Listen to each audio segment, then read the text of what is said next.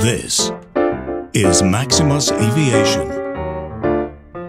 Greetings everybody, Maximus here, and welcome back to another big show filled with aviation stories you might have missed. So if you'd do me a favor and hit that like button and subscribe, we'll get right to the Maximus Big Aviation News Report.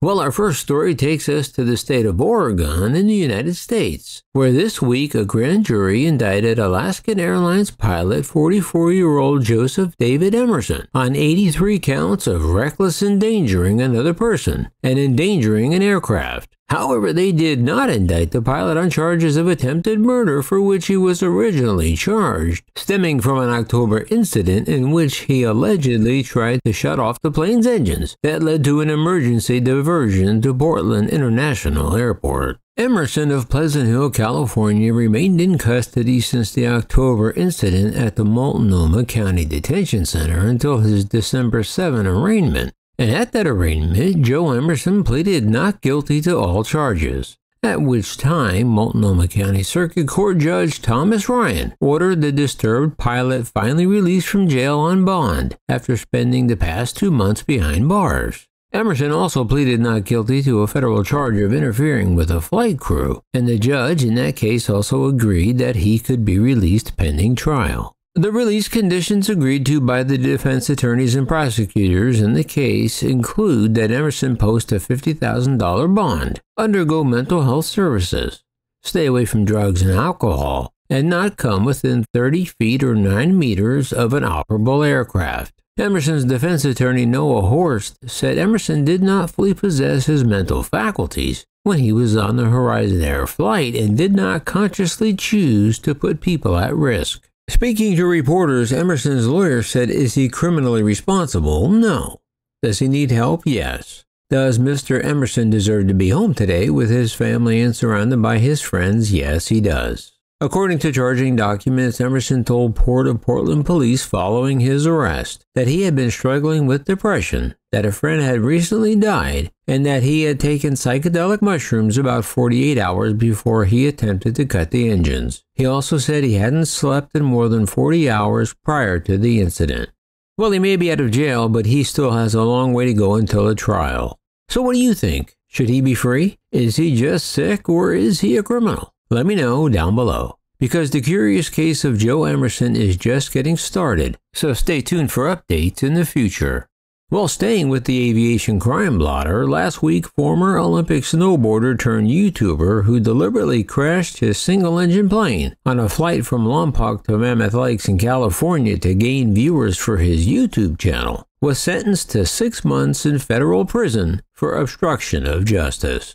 30-year-old Trevor Jacob of Lompoc, California, pleaded guilty to 1 count of destruction and concealment with the intent to obstruct a federal investigation, admitting to destroying the wreckage of an airplane he intentionally crashed as a stunt to bolster his social media profile.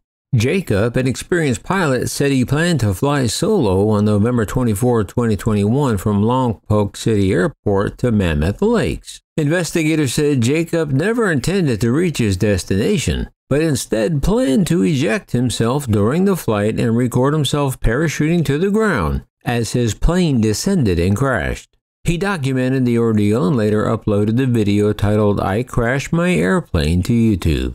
In the weeks following the crash, Jacob lied to investigators about not knowing the wreckage's location.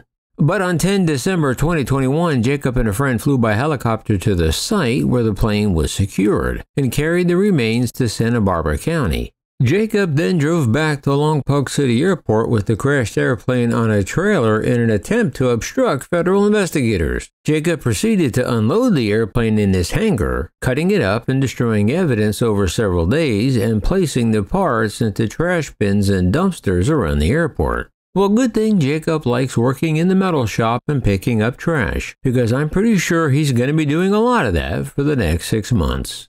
Well, in news across the pond, as they say, in the UK, Britain's Serious Fraud Office said it made 1 arrest last week after launching a criminal investigation into allegations that London-based firm AOG Technics had distributed fake parts for CFM56 aircraft engines. These engines are popular on the Airbus A320 and Boeing 737 jets. The SFO said it raided an address in the London area and seized material about possible fraud by AOG Technics, which is accused of supplying falsely documented parts for use in the world's most used passenger jet engine.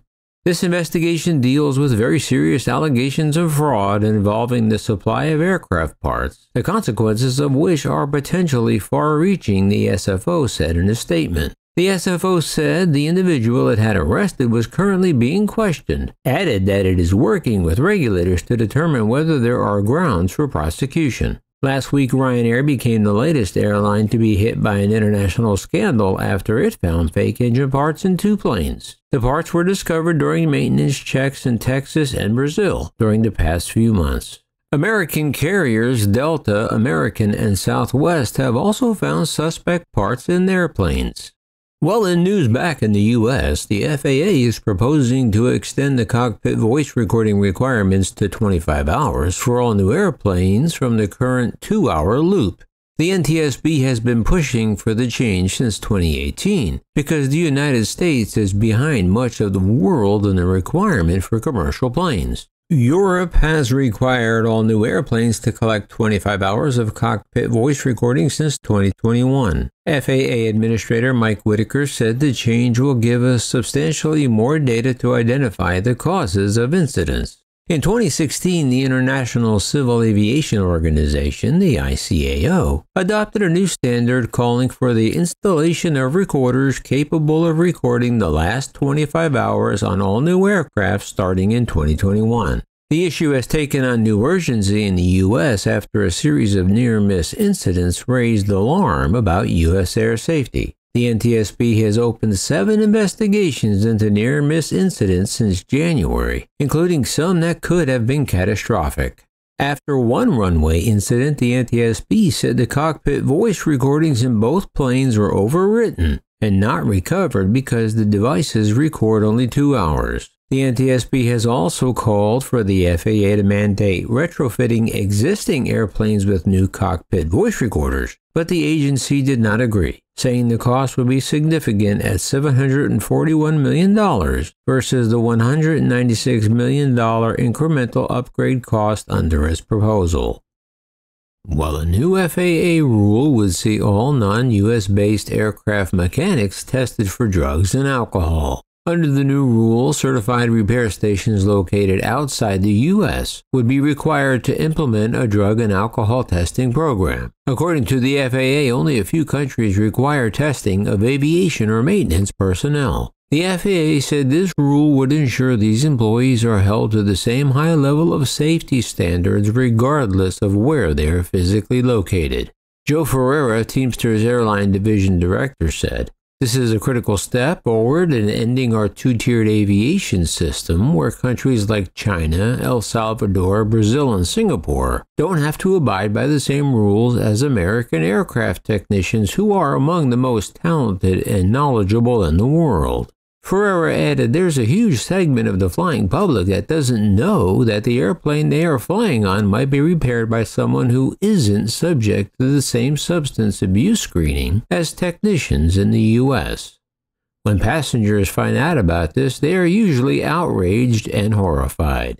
Bob Fisher, Teamsters Airline Division Deputy Director, said this will go a long way towards onshoring aviation maintenance jobs by ending an economic incentive that puts the flying public at risk. "We will continue to oppose outsourcing of the work in our craft and demand additional regulatory and statutory requirements to ensure airlines can't cut corners to save money overseas."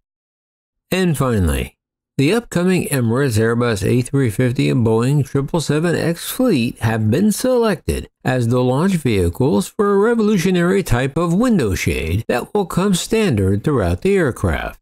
The new concept technology created by Aerospace Technologies Group ATG is called Agarblade, and it allows each passenger to adjust their window shade electronically.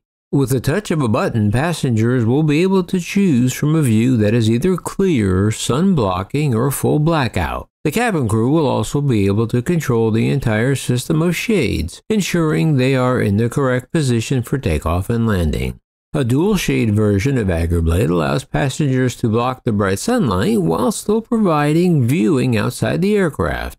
ATG is no stranger to the aviation industry. Its electronic window shades are already in use on private jets and in premium class seating areas on some carriers, 777-300ERs, A380s, and A350 aircraft. However, the agreement Emirates signed at the 2023 Dubai Air Show represents the first time that the Airblade will be fitted as standard on a carrier's upcoming deliveries. Well, not revolutionary, but still pretty cool.